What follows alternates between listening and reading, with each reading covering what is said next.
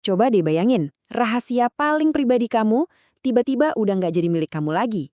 Ponsel kamu, ya perangkat yang hampir selalu ada di genggaman, yang nemenin tamu tidur, yang selalu hadir di setiap obrolan penting, diam-diam, dengerin, ngelihat, dan ngerekam semuanya. Tapi bukan buat kamu. Selamat datang di Explainer kita hari ini.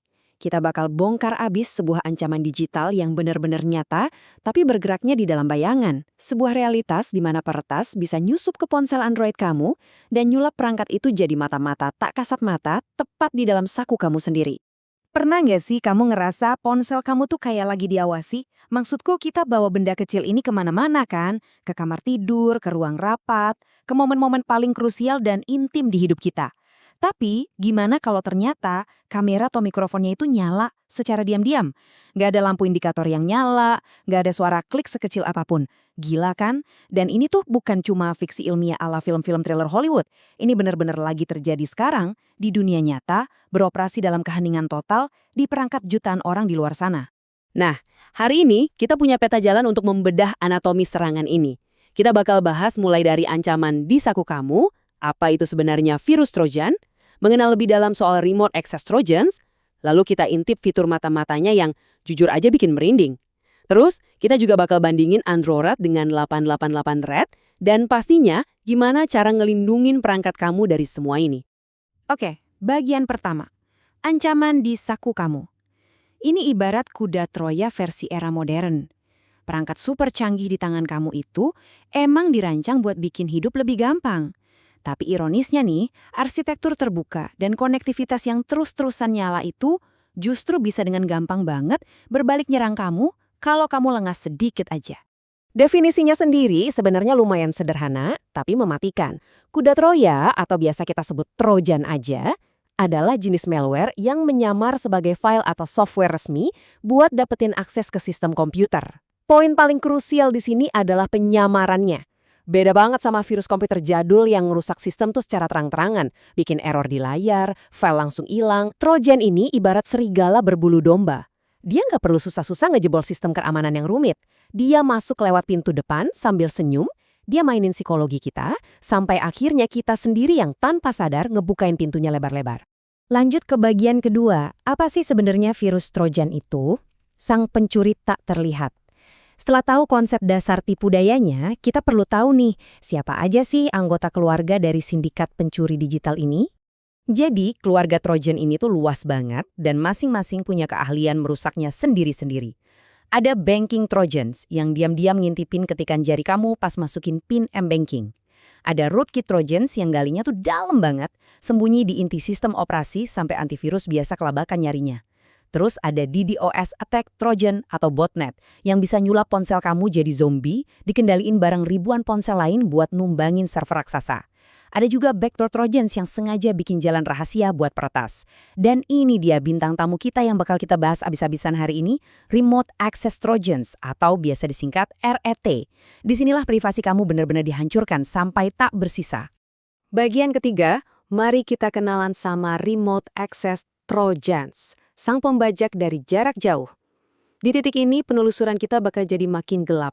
Kita bakal buka kedok alat spesifik yang dipakai sama para sindikat siber buat membajak dan nyandera ponsel Android secara total. Secara definisi, Remote Access Trojans ini adalah software jahat yang memungkinkan penyerang buat mengontrol dan mengakses komputer atau perangkat kamu dari jarak jauh. Tolong digarisbawahi ya kata mengontrol, ini bukan cuma sekedar mereka diam-diam ngintip file atau nyolong satu kata sandi. Enggak, peretas dapat kendali penuh. Secara digital, ini tuh seolah-olah jari tangan mereka sendiri yang lagi ngegeser layar ponsel kamu, buka aplikasi perbankan kamu, dan baca setiap notifikasi WhatsApp kamu dari belahan dunia manapun tanpa ada batasan jarak. Serem banget kan? Terus yang jadi pertanyaan, gimana caranya monster ini bisa masuk dan anteng bersarang di perangkat kita? Jujur aja, prosesnya justru menakutkan karena saking sederhananya. Langkah pertama, si penyerang ngerakit file APK jahat. Itu loh, format file buat nginstal aplikasi di Android. Bedanya, file ini udah disuntik kode mematikan. Langkah kedua, Korban, alias kita, tanpa sadar nginstal file itu. Ya gimana nggak sadar, wujudnya tuh nggak kayak virus sama sekali. Bisa jadi nyamar sebagai pembaruan keamanan, aplikasi pemutar video gratis, atau filter foto yang lagi viral banget. Nah, begitu kamu kepancing dan nekan tombol install, boom! Langkah ketiga terjadi saat itu juga. Peretas dapat kontrol penuh. Cuma butuh satu kali klik instalasi dan seluruh benteng privasi kamu runtuh tanpa ada bunyi alarm sama sekali. Masuk ke bagian keempat, fitur-fitur mengerikan dari sang mata-mata. Persiapkan diri kamu karena ini adalah deretan senjata rahasia yang langsung aktif dipegang sama si monster begitu dia masuk ke memori ponsel kamu. Kemampuan RAT buat nyembunyiin diri itu benar-benar di luar nalar. Begitu proses instalasinya kelar, ikon aplikasinya bakal langsung lenyap dari layar. Hilang gitu aja, dia berubah jadi bayangan. Kamu nggak bakal nemuin aplikasi ini jajaran sama aplikasi lain di menu. Selain itu, dia ini didesain super efisien, beroperasi penuh 24 jam non-stop di latar belakang tanpa bikin ponsel kamu mendadak lemot. Dan yang paling gila dari semuanya, malware ini punya sistem biar dia otomatis nyala lagi tiap kali kamu merestart ponsel. Jadi kalau kamu pikir matiin ponsel bakal ngebunuh virusnya, kamu salah besar. Begitu mesin nyala lagi, dia langsung mastiin dirinya terhubung ke server peretas.